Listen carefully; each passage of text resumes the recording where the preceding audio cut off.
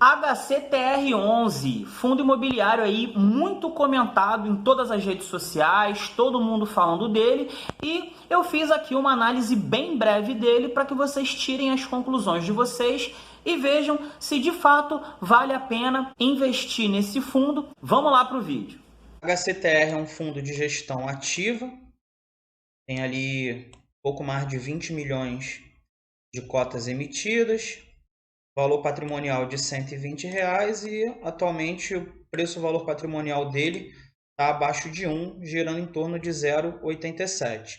Lembrando que em fundos de papel e fundos de fundo, a gente pode levar em consideração o PVP, porque é basicamente dinheiro, algo que a gente não pode levar em consideração em fundos de tijolo. Então, o HCTR é basicamente um fundo de papel, 72,84% do fundo está em certificados recebíveis imobiliários e 23,18% em fundos imobiliários, né? Então ele é um fundo de papel misturado com fundo de fundo e tem ali quase 4% de dinheiro em caixa. Aí começa a vir o problema, né? A taxa de administração, 1,20% do valor patrimonial, é uma taxa bem alta. Aí tem mais o custo com gestão, que já é mais 0,44%, já dá aí 1,64%, e a taxa de performance do fundo, que começa o absurdo. Vou até aproximar para vocês verem. Aqui, taxa de performance, 10% sobre o que exceder a variação do CDI. Pelo amor de Deus, né? O objetivo da renda variável é justamente superar e muito o CDI. Aí o fundo ele quer 10% dos ganhos porque superou o CDI. Mas fundo imobiliário é renda variável. Como é que pede performance superando o CDI se isso é obrigatório, né? Mas está aí o fundo que a sardinhada ama. Tá aí outro ponto que não era, né, para nem comentar de novo, mas eu vou comentar. O fundo começou em fevereiro de 2021. A gente está em maio de 2022. Então o fundo tem aí um ano de existência, um pouco mais de um ano de existência. Não se investe em fundo imobiliário com um pouco mais de um ano de existência, né? Então pelo menos 3 anos ali para a gente poder começar a querer olhar para o fundo. Não tem nenhum track record aqui, né, um histórico para a gente avaliar se o fundo está indo bem, se o fundo está indo mal. O fundo tem um ano. O que a gente vai avaliar de um fundo que tem um ano? Nada. Aqui está o motivo pelo qual a sardinhada ama esse HCTR, né? Porque paga dividendo alto. E como vocês não querem estudar nada, vocês só querem saber de dividendo em fundo imobiliário, tá aí, ó, o motivo pelo qual vocês adoram ele. R$ 1,75, R$ 1,40, R$ 1,20 e por aí vai, né? Sempre aí teve, na maioria do tempo, distribuições aí acima de R$ 1, algumas distribuições até de R$ 2. Aí a gente vem aqui no relatório gerencial do fundo. Aí aqui ele fala um montão de coisa, aqui ele mostra algumas operações dos CRI que ele tem, fala dos fundos imobiliários que ele investe.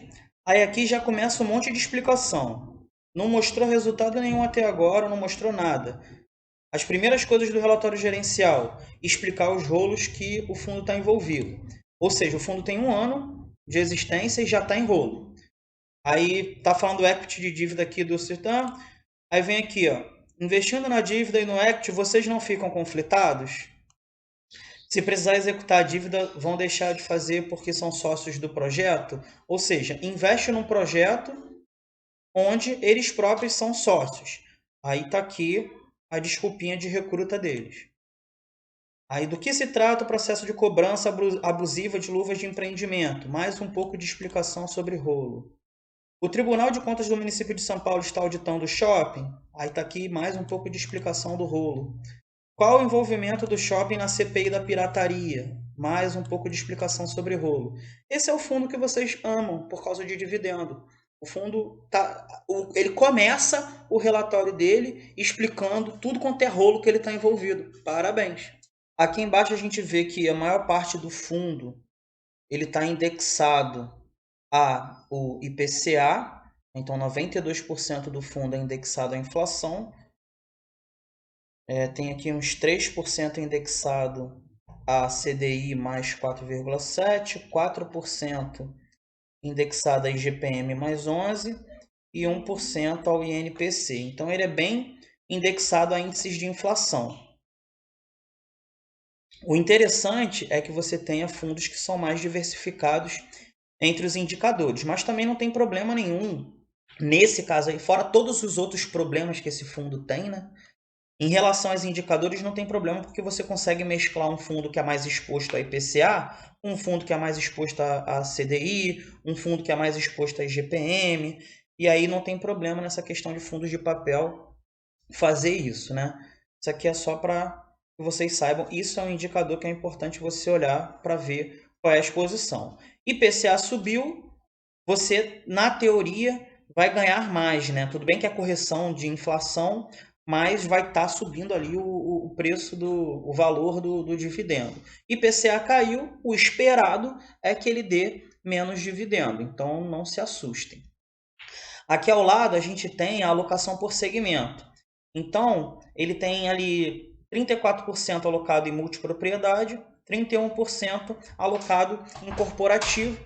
Então, isso daí já dá 65% e o restante dividido nesses demais segmentos aqui.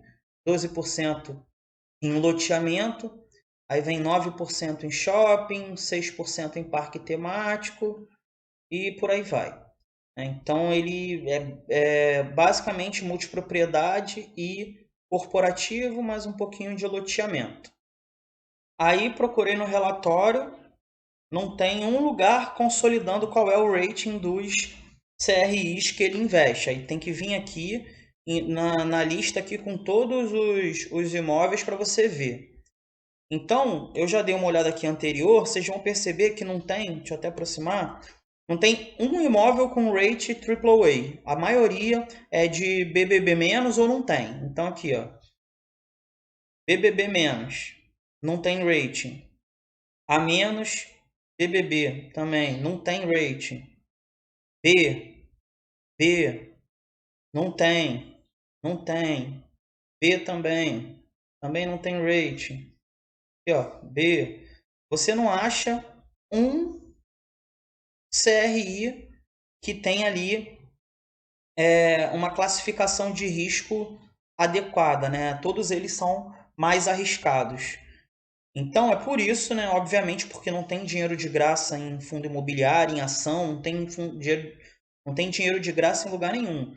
Então, é porque os CRIs que ele investe são um pouco mais arriscados. Tudo bem, sempre tem uma contrapartida. Isso aqui, quem pegar o relatório para ler, é o que está falando aqui de garantias e tudo mais sobre esse CRI. Só que você tem que lembrar, aqui é outro BBB, também não tem rating. Você tem que lembrar que se chegar ao ponto de ter que acionar a garantia, prepara aí muito tempo para você poder conseguir resgatar essa garantia aí que foi dada pelo CRI, e aí a turbulência dentro do fundo aí de bobeira, né? Agora vocês entendem por que tá todo mundo sempre falando desse fundo, né? Afinal, o fundo de sardinha, ele sempre é o fundo mais comentado. Então a gente viu ali que é um fundo imobiliário que paga um dividendo alto, mas que a maior parte do indexador dele é IPCA. Então, obviamente, como a inflação está alta, ele vai pagar o dividendo alto. Mas quando isso reverter, aí é que fica todo mundo chorando, porque ele não vai conseguir ter mais essa capacidade de pagar tudo isso de dividendo. A gente viu no relatório também que as primeiras 2 ou 3 folhas do relatório é o fundo explicando treta, explicando o rolo que ele está metido. Então, se um fundo que já está errado, que só tem 1 ano e já tem tanta gente assim com a expectativa em cima do fundo. Então é interessante esperar pelo menos 3. Mas em 1 ano, o fundo já está com as 2 primeiras páginas do relatório explicando os rolos que ele está metido, ou que os ativos que ele investe estão metidos. Outro ponto de observação que eu também já falei no vídeo, mas só para concluir, é ele ter uma taxa de performance de 10% para ganhos acima do CDI. Então, assim, o mínimo esperado de um ativo de renda variável é que ele supere o CDI. Então, basicamente, é um fundo que ele foi feito para poder ganhar taxa de performance. né? Porque se ele dá alguma coisa acima do CDI, alguma coisa acima da renda fixa, ele já se acha no direito de ganhar performance. Então, é óbvio que isso daí é um fundo que foi feito para os gestores e os administradores ganharem dinheiro, não vocês.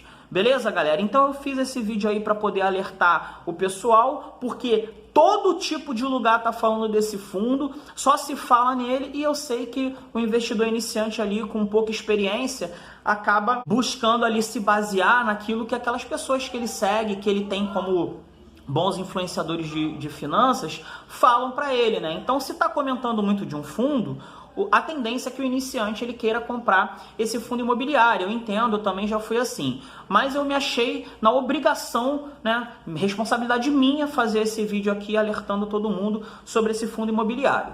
Se no futuro ele vai melhorar, não vai melhorar, ele vai ficar bom, não vai ficar bom, eu não sei. Agora, um fundo que ele já começou com essa proposta, com esse tipo de proposta que ele vem apresentando aí, como a gente viu no vídeo, eu acho muito pouco provável que esse fundo aí vai dar algum tipo de futuro pra gente ali no longo prazo. Ele vai ser alguma coisa ali realmente válida pra gente manter na nossa carteira. Beleza, galera? É isso aí, um abraço e fui!